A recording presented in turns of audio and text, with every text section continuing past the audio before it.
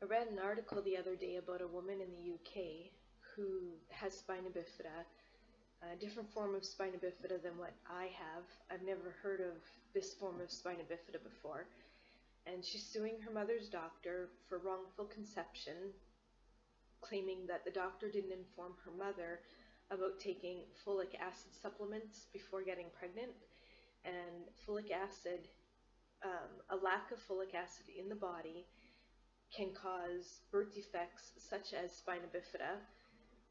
And so she says that had her mom known about taking folic acid, that she would have waited to get pregnant until she took the supplements, and then she would have gotten pregnant, and this lady would never have been born.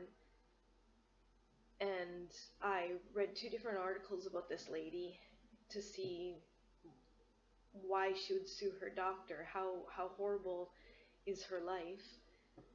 And she's into competitive horseback riding. It's called, she's a competitive show jumper, and she can walk. It said in the article that she's got some weakness, but she is able to walk. And from the pictures in the article, it shows that she has I'm guessing it's a feeding tube and IVs, and I don't have any of that. I can eat and drink, and I'm not hooked to IVs or anything like that. And I looked up her disability. I looked up her spina bifida on the internet because I had never heard of it before, and it sounds kind of like my spina bifida, although it didn't say, when I looked it up, it didn't say anything about feeding tubes and IVs and stuff, so I'm not sure what that's all about, because I don't have, I know a lot of people with spina bifida, and one friend of mine with spina bifida, he's got a tracheotomy tube, but I think he said that that's because of sleep apnea. Um, so I'm not sure if that has anything to do with spina bifida or not. And but he doesn't need like a feeding tube or anything. I also have another friend with spina bifida who was born with cerebral palsy as well, so she's more disabled than I am. She doesn't really have the use of her hands, and she needs a caregiver with her um, to to do personal care and stuff. Whereas I'm completely, totally independent. I can do my own housework, my own cooking, and I take care of myself, like dress myself and bathe myself and everything. I can transfer in and out of my wheelchair by myself, to sit on the couch or to get on the bed and toilet, sorry, and into the bathtub. And so there's different levels of spina bifida. The higher the damage on your spine, the worse the condition. The lower the damage on the spine, the less your disability affects you. And mine is low enough that it just affects from the waist down. So I have no feeling in my legs and I have no feeling in my feet. Um, but I can transfer in and out of my chair by myself. And I have two friends with spina bifida who can walk. They have trouble walking.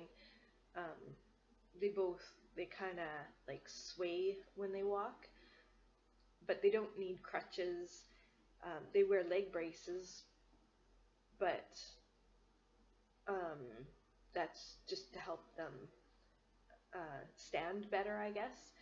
And my son's friend has spina bifida, and you can't even tell that by looking at him and watching him walk, you can't even tell that there's anything wrong with him. He looks like this is what I told my son, he looks like he stubbed his toe. Like he limps when he walks. And I've seen him run through the field. Like we live in behind a field, and I've seen his friend run through the field, and it just looks like he stubbed his toe. So there's different levels of spina bifida, and it affects people differently. And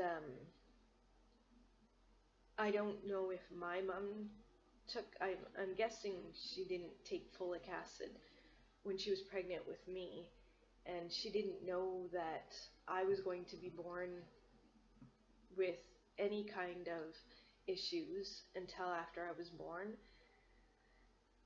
So